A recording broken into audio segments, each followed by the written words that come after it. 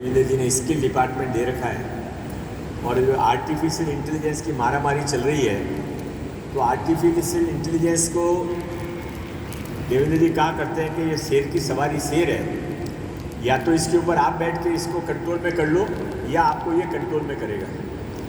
तो अपने को कंट्रोल में लेना है तो क्या करना पड़ेगा।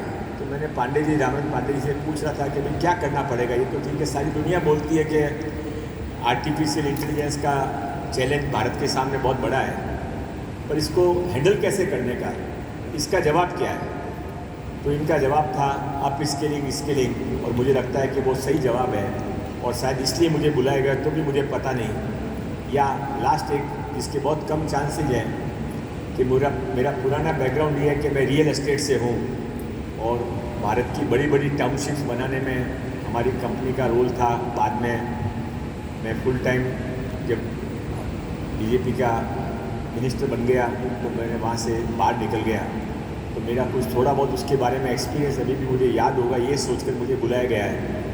पर बातें तीन, और जब मैंने इनसे पूछा पांडे जी से कि मेरे को समय कितना है, तो बोले 10 मिनट था, अभी घटा के 8 मिनट कर दिया गया है। तो भी 8 मिनट में कैसे करूँगा मुझे पता नहीं है, पर ठीक है 1-2 मिनट बढ़ जाए तो चला के लीजिएगा।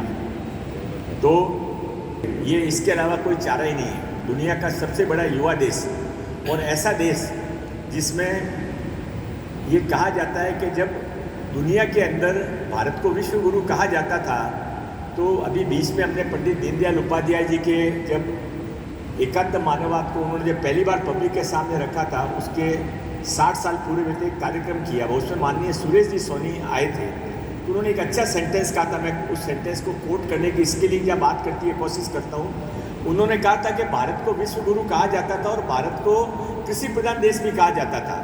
तो कृषि प्रधान देश कहा जाता था इसलिए क्या भारत कृषि का बहुत एक्सपोर्ट करता था या खेती बहुत बेचता था, इसके कारण भारत की इकोनॉमी बहुत बड़ी थी और इसलिए भारत विश्व गुरु बन गया, ये सच नहीं।